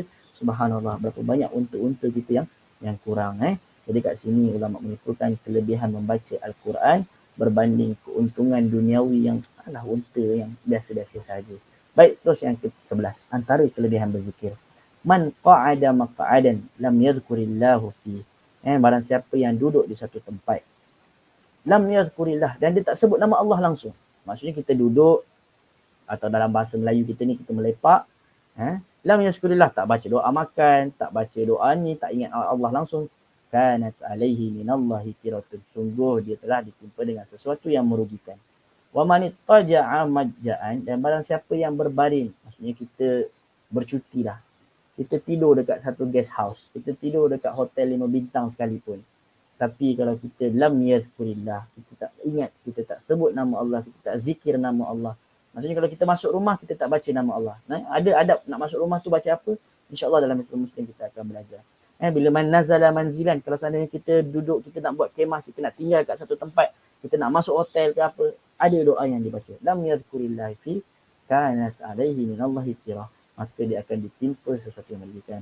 Itu ulama kata rugi yang mereka tidak zikir kepada Allah Subhanahu Wa Taala. Lalu yang ke-12, Baginda SAW bersabda, ma jalasa qaumun majlisan lam yadhkurillah. Tadi dia duduk, sekarang satu majlis. Contohlah kita buat satu majlis makan-makan bersama sahabat-sahabat. Tapi untuk sekarang ni tak boleh lah sebab musim Covid kan. Buat satu majlis pertemuan. Tapi lam yadhkurullah. Dalam majlis tu tak ada satu pun sebut pasal nama Allah. Tak ada satu pun untuk mengajak mengingat kepada Allah. Tak ada satu pun baca doa ke atau bagaimana ke. Walam yusallu ala nabihim. Dan tidak ada ucapan selawat kepada Rasulullah SAW. Illa kana alaihim tiratun. Maka sungguh mereka telah pun. Illa kana tu macam mereka pasti akan ditimpa kerugian. Kerugian ni macam mana? Rugi dunia, rugi akhirat. Kecelakaan. Fa insya'a azabahum wa insya'a ghafara lahum. Hadis ni agak menakutkan bagi saya sebenarnya. Ketika mana kalau saat ini satu majlis tu tak ada ingat Allah langsung, fa in syaa'a azabahum. Maksudnya Allah, kalau Allah berkehendak Allah boleh azab kita, wa in syaa'a ghafara. Kalau Allah berkehendak Allah boleh ampunkan kita. Maksudnya pertemuan tanpa zikir ni 50-50. Boleh menyebabkan kemurkaan Allah Subhanahu Wa Taala. Allah murka kita, ya Allah. Kalau suami kita marah kita, kalau isteri kita marah kita, kita dah takut. Anak-anak kita marah kita, kita dah takut. Allah Subhanahu Wa Taala murka dengan kita. Rugi serugi-ruginya sekiranya satu majlis, satu pertemuan tidak ada zikir kepada Allah Subhanahu Wa Taala. Lalu kita tutup dengan hadis yang ke-13, sabda baginda sallallahu alaihi wasallam, ma min qaumin yaqumuna min majlisin. Perkumpul apa maksudnya, tidak beredar, maksudnya suatu kaum daripada majlis. Maksudnya majlis tu dah habis, mereka beredar, la yadhkuruna Allah fih, tidak disebutkan nama Allah. Tidak disebutkan nama Allah padanya. Mereka tak mulakan majlis mereka dengan kalimah bismillahirrahmanirrahim. Kemudian mereka mungkin tidak ada mengingati Allah di sana. Illa qamu an mithli jifati himar. Melainkan mereka ni seumpama bangun daripada majlis tu. Majlis ni maksudnya tempat berkumpul dekat tengah-tengah perkumpulan tu ada jifati himar, ada bangkai keldai. Kenapa dikhususkan bangkai keldai berbanding yang lain? Saya teringatlah saya pernah cerita, sebab keldai ni dia antan paling busuk. Saya tak pastilah, tapi kalau dulu saya pernah dekat rumah saya ada kita kasih tikus mati. Tikus mati, kita duduk cari-cari mana tikus ni tak jumpa. Sekali busuk satu rumah tu, ya Allah. Akhirnya saya cari, rupanya dia dekat atas almari.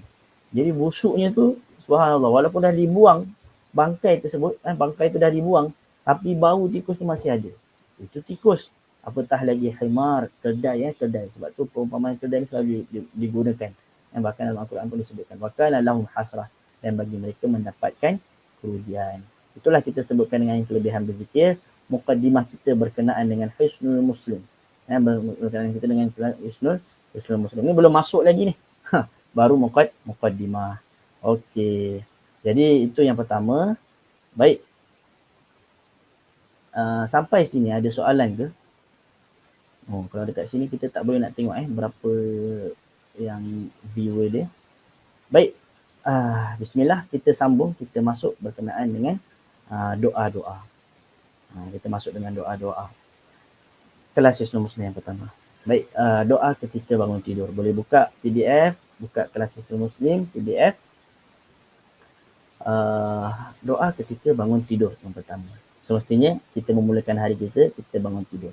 Hadis riwayat Bukhari rahimahullah, dari mana Hudzaifah bin Yaman radhiyallahu anhu yang meriwayatkan Rasulullah SAW jika bangun daripada tidur, baginda SAW akan membaca apa?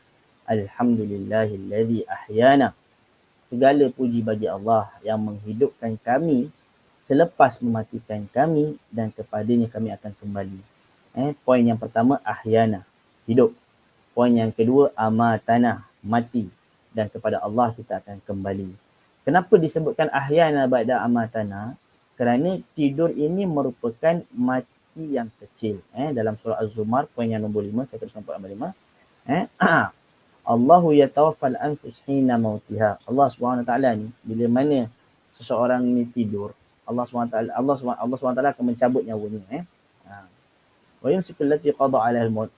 Bila orang tidur ni, ruh ni dipegang oleh Allah SWT.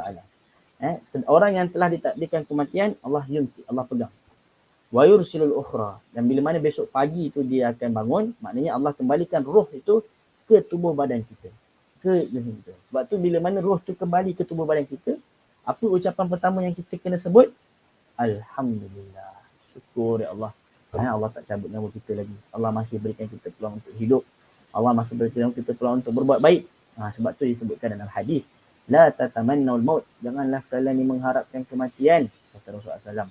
Atau kamakal, saya lupa macam mana lafaznya tu. Tapi janganlah kalian mengharapkan kematian, kerana sesungguhnya setiap orang mukmin ni tidaklah bertambah umurnya, melainkan ada kebaikan padanya. Saya lupa lafaz hadis ni secara umumnya. Cuma kita bagi tahu bahawasanya setiap orang beriman, kalau tambah 1 hari, tambah 2 hari, tambah 3 hari, maka akan bertambah kebaikan padanya. Jadi bila mana roh itu kita tidur, kemudian bangun-bangun, aku hidup lagi, alhamdulillah. So bila kita bangun, kita baca alhamdulillahillazi ahyana ba'da amatana, yang menghidupkan kami setelah mematikan kami, wa ilaihin nusyur. Kemudian ini menunjukkan Rasulullah SAW ni sentiasa berusaha untuk berzikir kepada Allah. sentiasa ingat Allah Subhanahu Wa Taala. Dan di masa yang sama, Rasulullah SAW sentiasa ingat menyerahkan diri. Wa ilaihin nusyur, dan kepada Allah kita kembali.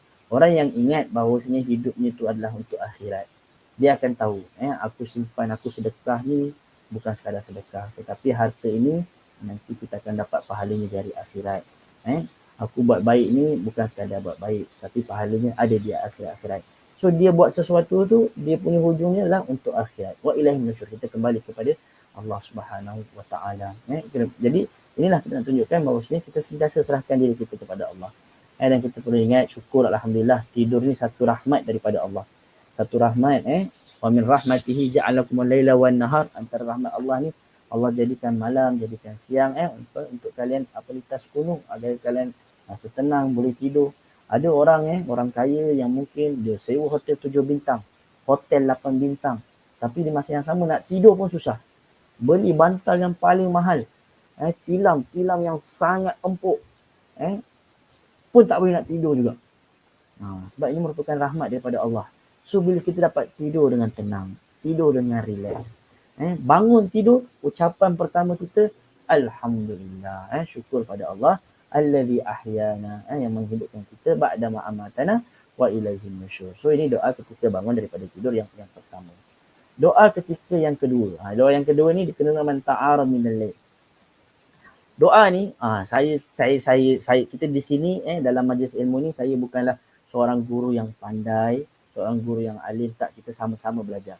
Dan saya cuma berkongsi apa yang saya belajar selama saya belajar di Madinah.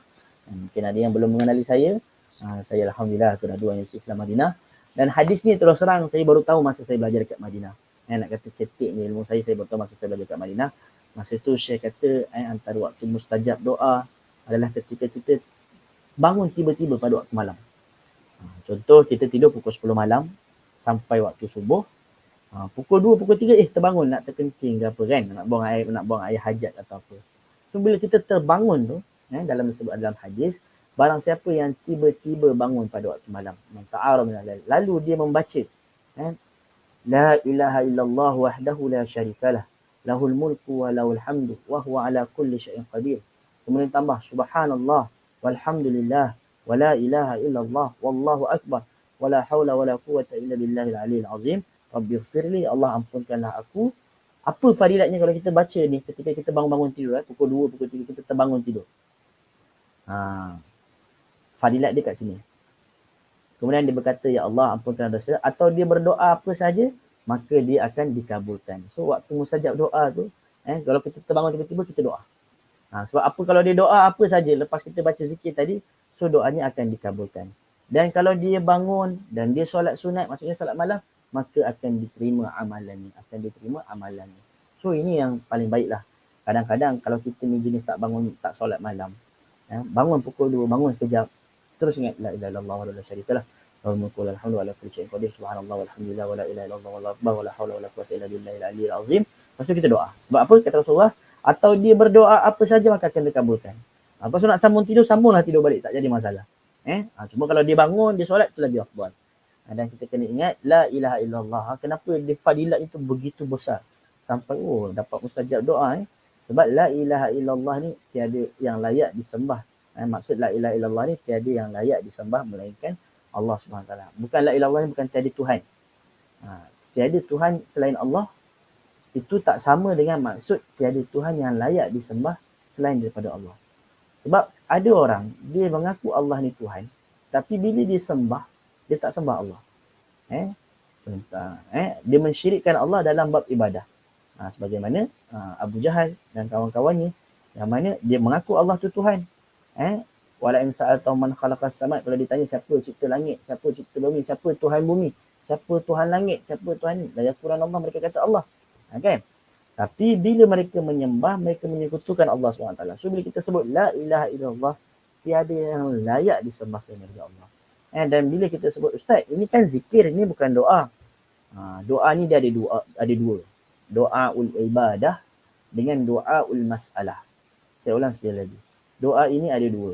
Doaul ibadah dengan doaul masalah. Doa ibadah ni, bagaimana yang pernah disebutkan oleh baginda SAW ketika mana wukuf di Arafah.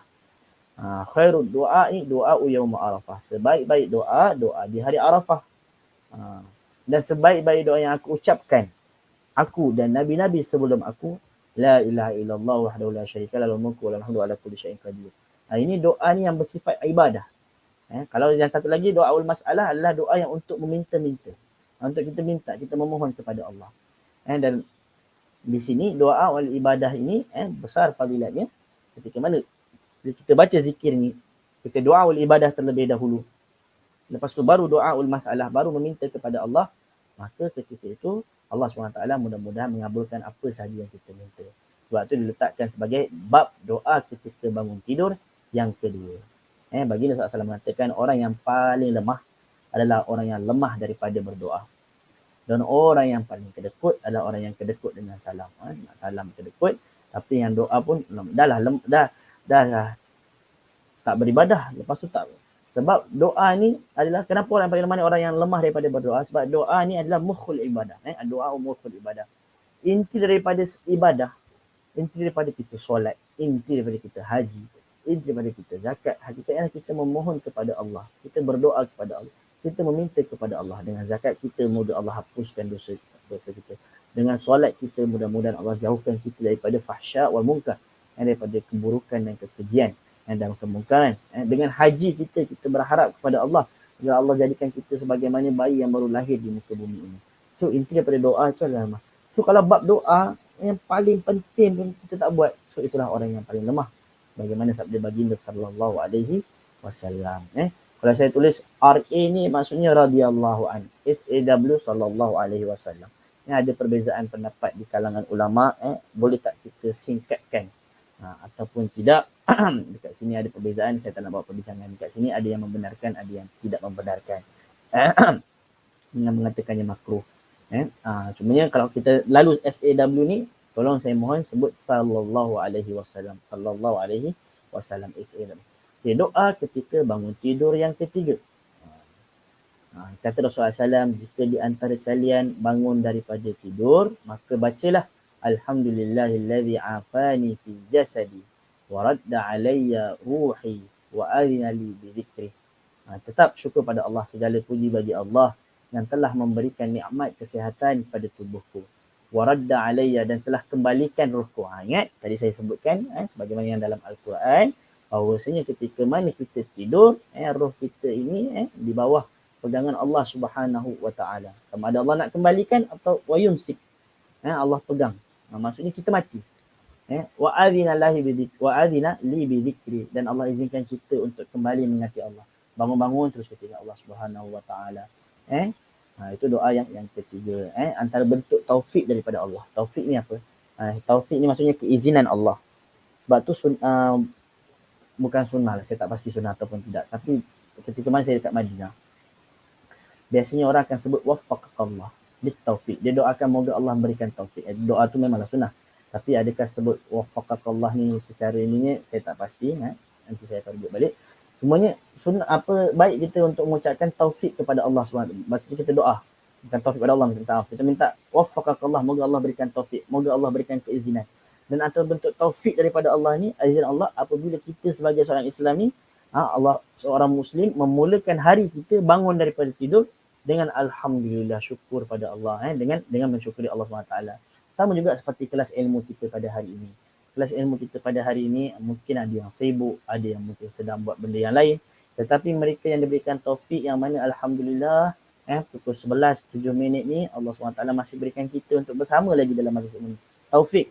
Alhamdulillah, Allah masih berikan saya suara untuk mengajar dalam kelas ini. Taufik daripada Allah. Sebab tu kalimat bitaufik, kalimat waffaqakallah, selayaknya kita mengucapkannya kepada sahabat-sahabat kita.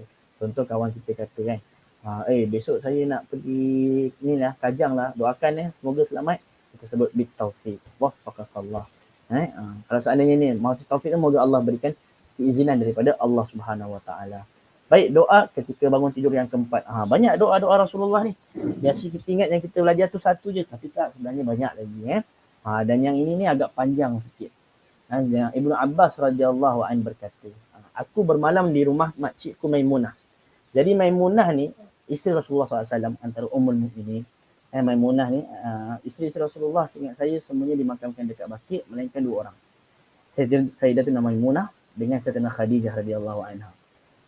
Maimunah isteri Rasulullah SAW ada anak saudaranya Ibnu Abbas. So Ibnu Abbas ketika itu masih muda. So Ibnu Abbas tu tumpanglah tidur dekat rumah makciknya. Bila Ibnu Abbas ni tidur dekat rumah makciknya, kebetulan baginda SAW pun sedang berbual dengan isterinya seketika. Ini nak menunjukkan apa? Bagaimana Rasulullah SAW ni melayan isterinya. Sebelum tidur, waktu malam, kita ni suami isteri, kalau boleh sebelum tidur tu berbuallah dengan isteri kita. Jangan sang suami tu sibuk main handphone, isteri pun sibuk main handphone, semua buat di masing-masing. Kadang-kadang waktu beginilah waktu kita berbual, waktu kita nak kenal isteri kita, waktu kita nak kenal suami kita, nak tahu apa masalah, bagaimana kerja hari ini. Contoh isteri tanya abang suami ni kan, bagaimana abang sore ni. Janganlah dekat Facebook tu nampak happy, tapi di balik layar nothing. Itu yang kita takutkan.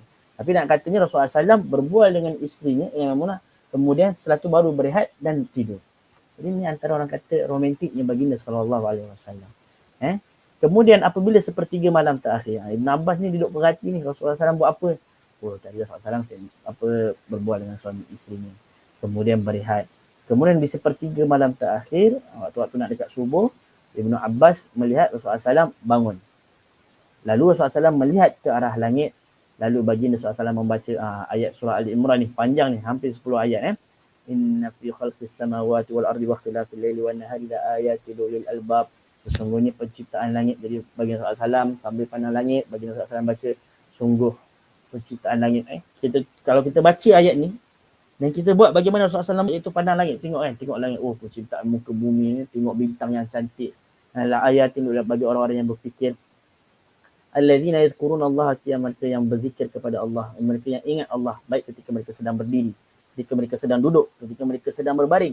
Wa yatafakkaruna fi khalqis samawati wal ard, dan mereka melihat bagaimana penciptaan langit dan bumi ni. Tak mungkinlah bumi ni ada penciptanya. Kalau contohlah kita katakan, kalaulah saya kata handphone ni mesti ada penciptanya. Tak mungkin handphone ni boleh ada sendiri. Laptop yang di depan saya ni mesti ada penciptanya. Mesti ada orang kata maker dia, ada kilang dia, factory dia. Mesti ada yang membuatnya.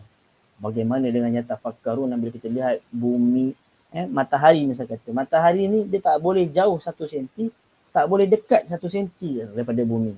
Kalau jauh, bumi akan kesejukan. Kalau dekat, bumi akan kepanasan. So matahari, bumi, bulan semua berputar pada porosnya. Dia berjalan pada tempat yang telah Allah tetapkan. Kalau kereta tu, mana boleh dia nak automatik pun dia ada sistem dia. Mesti ada pembuat sistem dia. Tak mungkin bumi, bulan, planet ni bergerak tanpa ada sistem. Siapa penciptanya? Lalu kita berkata, Rabbana ma khalaqta hadza batila. Wahai Tuhanku, sesungguhnya penciptaan ni bukanlah penciptaan yang batil. Subhanak, ya Allah, Maha Suci Allah, fatina azabannar. Ini boleh baca daripada awal sampai habis. Agak panjang maknanya. Jadi saya dah sharekan dekat sini. Panjanglah. Tapi kita nak ambil apa inti daripada kat sini. Pertama kita terangkan tiada uzur untuk tinggalkan solat walaupun dengan berbaring dan menggunakan isyarat. Dekat sini saya lupa kenapa saya tulis ni. Dekat sini pertama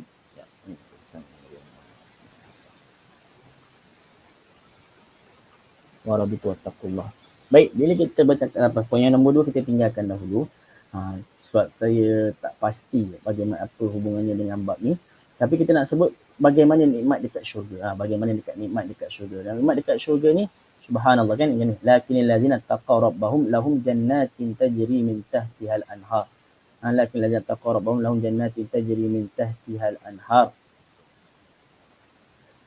Bagi mereka ni syurga yang mana mengalir khalidina fiha kekal. Bagaimanakah nikmat syurga tu? Saya rasa semua pernah dengar hadis yang mana kata Rasulullah SAW, syurga ni mala ainun ra'at wala udhunun sami'at wala khatara fi qalbil bashar. Syurga ini adalah syurga yang mana dunia mata tak pernah melihat, telinga tak pernah mendengar tentang nikmat syurga tu. Wala khatara fi qalbil bashar. Bahkan hati kita tu nak terdetik macam mana nikmat kat syurga tu pun kita tak boleh nak terbayangkan.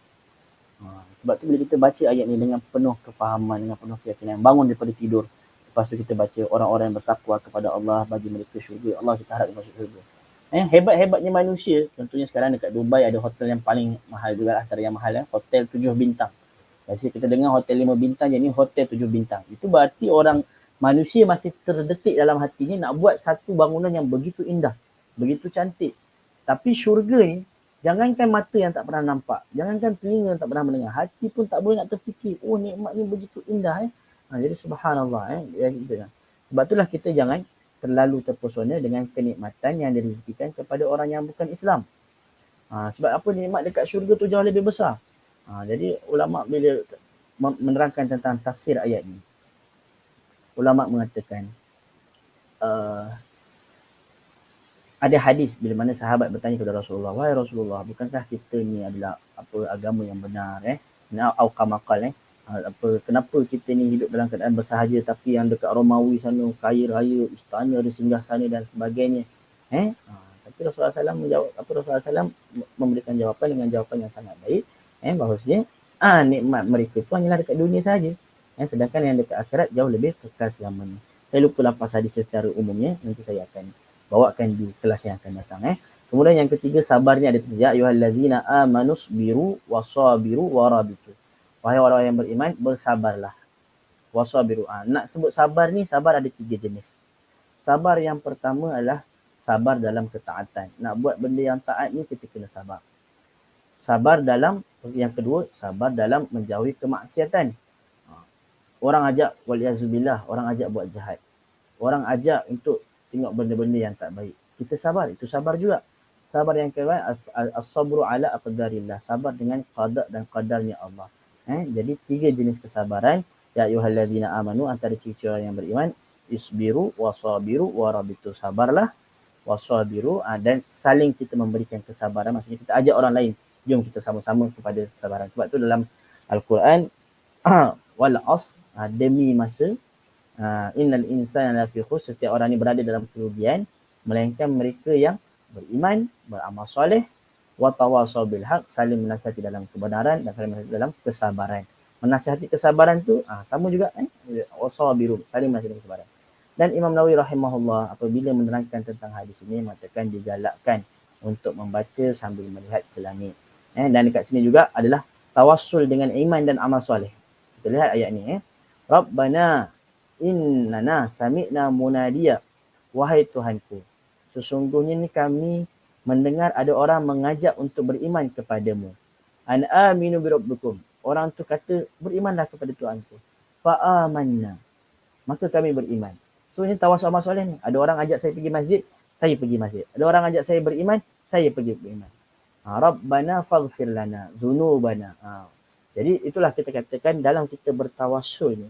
Tawassul saya rasa mungkin semua pun dah pernah belajar. Ada tiga jenis tawassul yang ulama sepakat. Yang pertama, tawassul dengan nama-nama Allah dan sifat Allah. Yang kedua, tawassul dengan amal soleh kita. Yang inilah yang kedua ini, iaitu bila mana dia bertawassul dengan amal solehnya, lil imani an. Yang ketiga, tawassul dengan doa orang-orang soleh yang masih hidup. Bila mana sahabat minta bagi Muhammad SAW doakan mereka, an aminu birabbikum fa amanna. Jadi kat sini ada, dalamnya ada tawassul dengan amal soleh. Kemudian dalam kitab syarah ni dia menerangkan bahawasanya orang yang bangun tidur ni malam ni dia ada dua situasi. Situasi yang pertama, sama ada dia bangun lama atau bangun sekejap. Maksudnya kalau dia nak baca yang sekejap saja, baca yang pendek tadi tu, la ilaha illallah wahdahu la syarikalah lahul mulku wa lahul hamdu. Ini paling kurang. Kalau kita terbangun tiba-tiba pada waktu malam hari, paling kurang kita baca yang ni. Man ta'ara minal lail. Tapi kalau seandainya kita nak tambahkan lagi, kita bacalah dalam solat malam kita ni, kita baca inna fi khalqis samawati wal ard, sebagai rasa orang kata kesungguhan kita, dan kita cuba faham maknanya. Kita cubalah untuk hafalnya. Ayat ni alhamdulillah lah. Kalau kita mampu hafal ni sangat menarik untuk kita baca dalam solat isyak kita, dalam solat tahajud kita, sebab dia menarik. Ayat-ayat tu menarik berkenaan dengan ulul albab, berkenaan dengan bagaimana fastajaba lahum rabbuhum anillah udi amal min dzakarin aw unsa. Allah tak akan hilangkan amalan yang kita buat. Ba'dukum falladzina hajaru wa akhriju min diyarihim wa faqaru wa kafrana an sayiatihim. Cantik ayat ni dan mudah untuk dihafal. Saya rasa antara ayat yang pertama kali saya hafal yang dalam hidup saya ni ayat 10 ayat yang terakhir ni. Antara yang mudah untuk kita hafal. Dan saya galakkan bagi mereka yang hadir pada kelas ni untuk sama-sama kita belajar dan menghafal ayat ni. Lalu bila kita bangun tidur, mesti kita akan pakai baju, kan? Pakai kain sarung ke apa.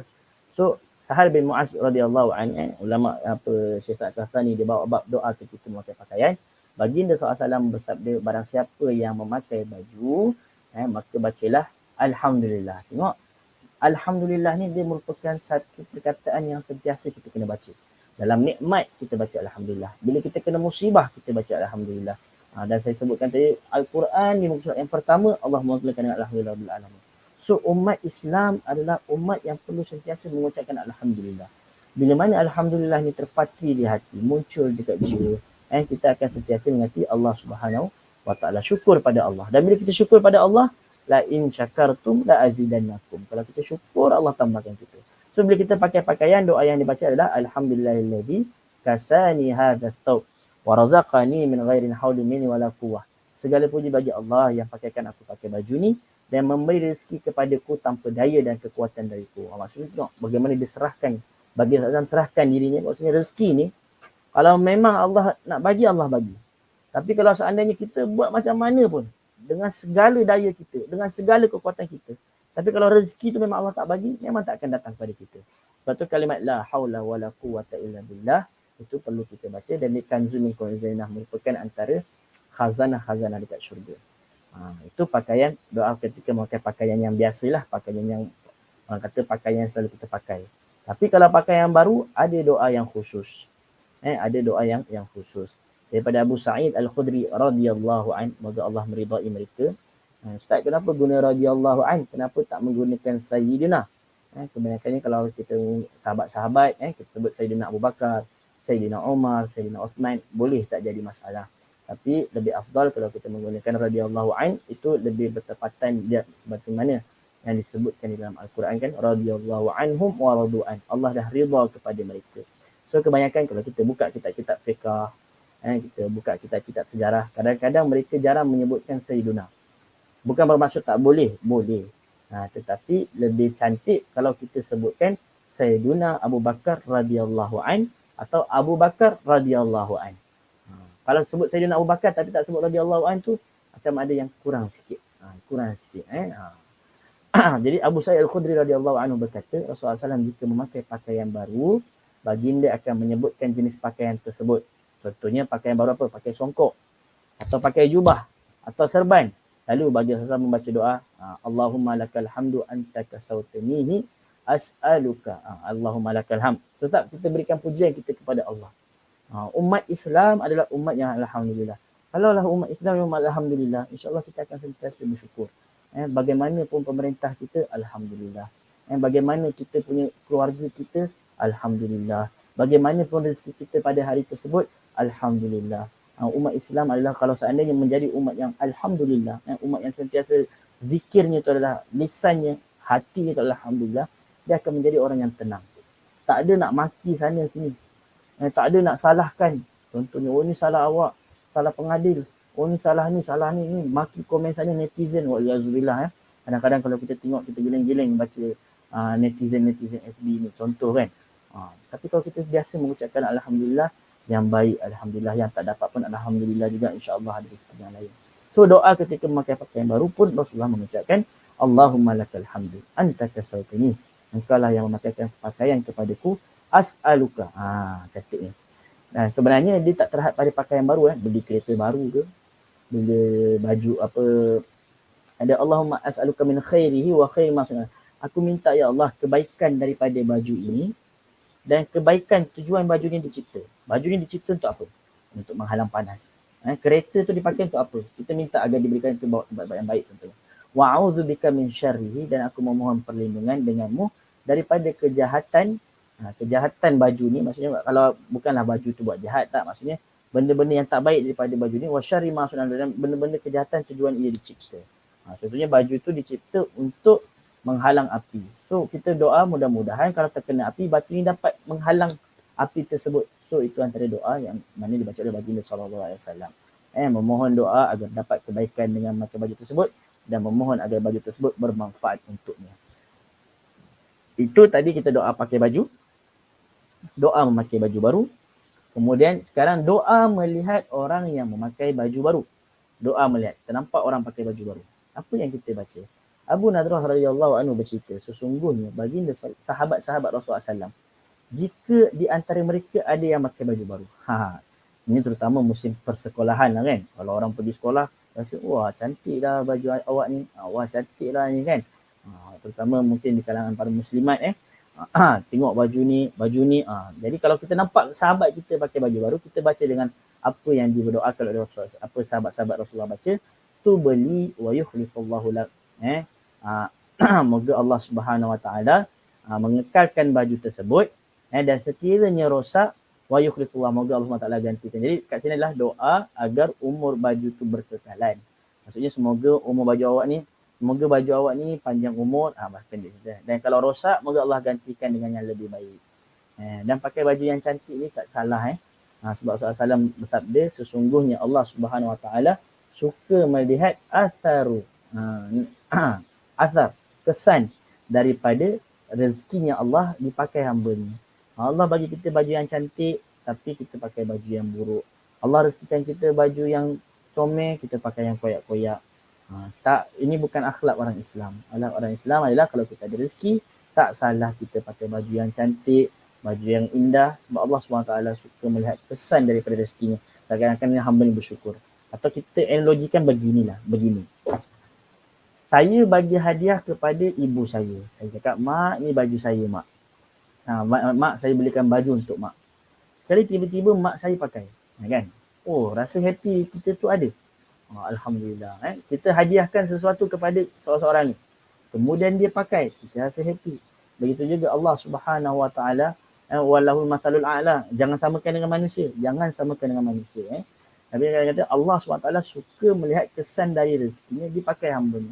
Maksudnya kalau kita pakai rezekinya, itu rezeki daripada Allah Subhanahu Wa Taala, tanpa rasa riak, tanpa rasa sombong, dan seperti itu tak jadi masalah.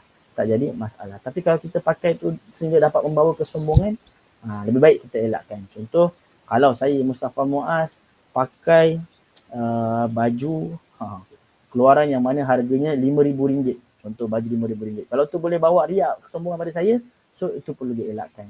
Baik, seterusnya. Doa melihat orang yang pakai baju baru yang kedua. Yang kedua pula, baginda sallallahu alaihi wasallam pernah melihat Sayyidina Umar radhiyallahu an. Ini silap saya lah, seperti saya sebutkan, lebih baik tulis radhiyallahu an, memakai baju putih. Lalu baginda sallallahu alaihi wasallam mendoakan untuk Umar, ilbas jadidan wa'ish hamidan wa mut syahidan. Pakailah pakaian baru dan hiduplah dalam keadaan terpuji dan matilah dalam keadaan mati syahid. Riwayat Ibnu Majah. Ini menunjukkan akhlak Rasulullah SAW yang selalu mendoakan untuk sahabat-sahabatnya. Tengok, kita ni kadang-kadang ada orang ni kalau kita nampak kawan kita pakai baju baru, kita hasad. Tapi tak, bahkan Rasulullah SAW mendoakan untuk dia. Dan akhlak sahabat juga yang suka mengikuti sunnah Nabi SAW. Sabda baginda SAW, pakailah baju putih kerana ianya lebih suci dan lebih baik, dan kafankanlah jenazah kalian dengannya. So ni antara kelebihan pakai baju putih, dan sunnah untuk kita kafankan jenazah kita dengan memakai baju berwarna putih. Baik, saya rasa itu saja kelas kita pada hari ini. Cukup 1 jam setengah. Saya mengucapkan terima kasih kepada yang hadir, saya mengucapkan terima kasih kepada yang mendengar. Terus terang saya merasa tak layak sebenarnya untuk mengajar di kalangan sahabat-sahabat yang berada di Yayasan Ta'lim, mereka yang hadir pada hari ini, kerana saya tahu Yayasan Ta'lim ni antara yayasan yang berusaha, yang diajarkan oleh beberapa asatidz yang terkenal, yang hebat-hebat, yang menjadi senior saya ketika mana saya di Madinah. So ketika saya diajak tu, hati saya agak berat untuk menerima, tapi alhamdulillah, jika ada kesalahan mohon ditegur. Yang baik datang daripada Allah, yang buruk daripada diri saya pribadi. Kita tutup dengan tasbih kafarah, subhanakallahumma wa bihamdik, asyhadu an la ilaha illa anta, astaghfiruka wa atubu ilaik. Wassalamualaikum warahmatullahi wabarakatuh.